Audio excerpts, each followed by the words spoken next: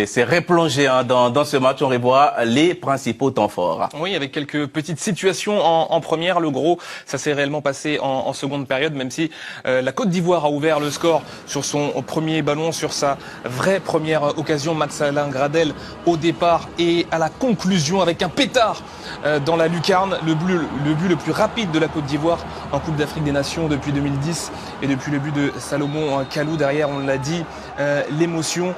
Mais quel but encore une fois, Guy? Oui, quel but, parce que il se pose pas de questions, il rentre très bien dans le ballon. Là, on voit le début de l'action, il est quand même au début de cette action en essayant de trouver Maxwell Cornet côté opposé. Le ballon lui revient et puis il rentre très bien dans ce ballon, lui donne l'effet qu'il faut pour justement le propulser au fond des filets. Ils vont avoir seulement deux situations, deux tirs, les Ivoiriens, dans cette première période.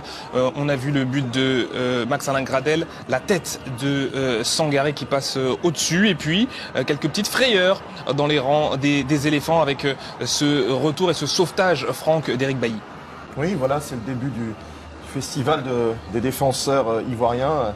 Une réussite, un joli tacle en plus de Éric Bailly.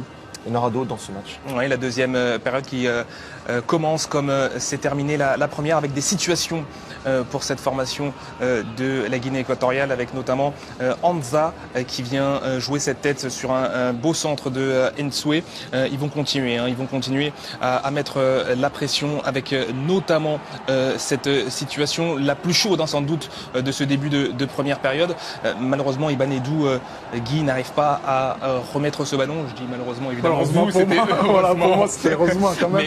Mais ça s'est pas passé à grand chose. Oui, exactement. Ils ont failli égaliser sur cette action, surtout que cette action amène quand même 3 situations au final, puisqu'il y a quand même 2 à 3 tentatives.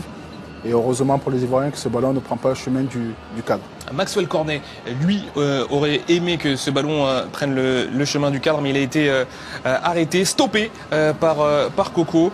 Et les Équato-Guinéens qui vont continuer à mettre la pression avec beaucoup d'occasions nettes. Ils ont gâché Franck parce que là aussi Nsoué, il avait possibilité de faire mieux. Ouais, il a fait souvent de très bons appels à la limite ou dans le dos des défenseurs, et il a fallu à chaque fois de belles interventions du gardien Sangaré. Pépé et Zaha sont entrés en jeu. Gradel est sorti notamment, et Pépé justement l'attaquant d'Arsenal qui s'illustre dès son entrée en jeu. Ce ballon en retrait de Ghislain Conan, ça passe au-dessus. Pépé qui va avoir une autre possibilité de se montrer encore une fois un petit peu écrasé, Guy, mais c'était tout de même bien joué. Oui, l'intention est bonne, il essaie d'ouvrir là avec son pied gauche, trouver côté opposé. La puissance manque un peu et puis le gardien arrive à dévier ce ballon. Un autre entrant, c'est Wilfried Zaha, signe aussi des possibilités de Baumel. Là aussi, ça passe à côté, mais ils ont montré en tout cas les entrants qu'ils avaient aussi leur carte à jouer et qu'ils pouvaient apporter. Oui, et du coup, on a des regrets, Fabrice, on aurait aimé les voir peut-être un petit peu plus tôt dans la rencontre, surtout qu'on connaît la qualité de Zaha dans un petit périmètre. Il a été vraiment tout près de marquer le deuxième but.